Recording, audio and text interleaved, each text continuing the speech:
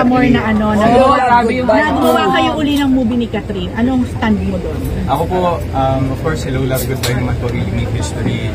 And yun po talaga yung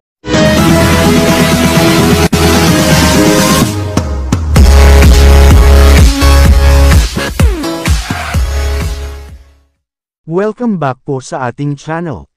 Kumpirmado na, Alden Richards at Catherine Bernardo handa nang gawin ang part 2 ng kanilang pelikula. Ang buong detalye alamin.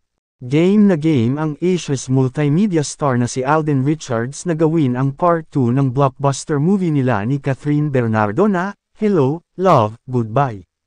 Sa katunayan, handang ipakancel ng kapuso leading man at award-winning actor ang ilan sa mga proyektong nakatakda niyang gawin next year para lamang sa sequel ng makasaysayang pelikula nila ni Catherine. Nakatsikahan namin at ng ilan pang members ng entertainment media si Alden sa kanyang pa-Thanksgiving at Christmas party with the press kaninang tanghali sa Stardust Bar sa Jupiter, Makati City. Ipinalabas ang naturang movie noong 2019 na kumita ng mahigit 881 milyon pesos na idinirect ni Cathy Garcia Sampana.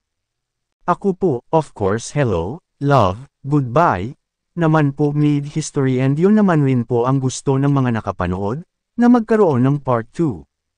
Ako po, ready naman ako anytime and yun din naman ang sinabi ko kay Direk Cathy.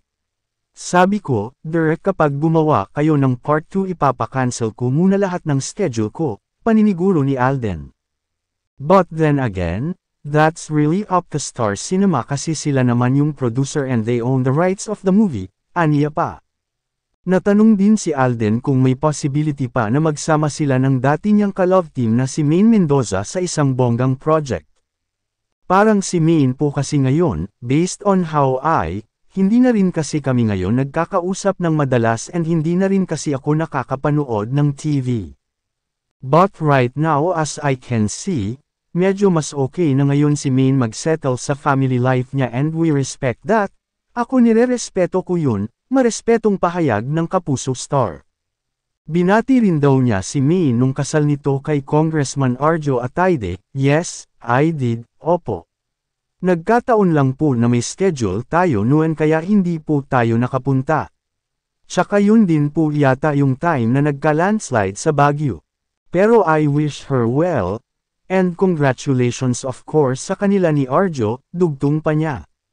Samantala, wala ring pagod si Alden sa pagpopromote ng entry nila ni megastar Sharon Cuneta sa Metro Manila Film Festival 2023 na Family of Two, Mother and Son Story, under Seneco Productions.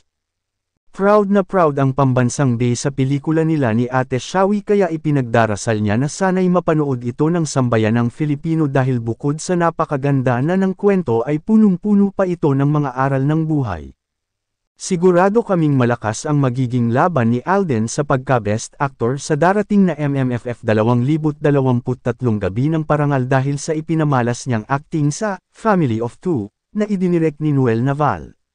Samantala, reaksyon naman ng aktres na si Catherine ukol sa usaping ito ay kung para sa trabaho nakahanda siyang gawin at ibigay ang kanyang makakaya, dahil ito ang kanyang kinahiligan at bukod doon mas makikita mo sa kanya yung pagiging professional niya pagdating sa trabaho, kaya naman marami ang labis na humanga sa kanyang galing sa pag-arte na hinangaan ng madla.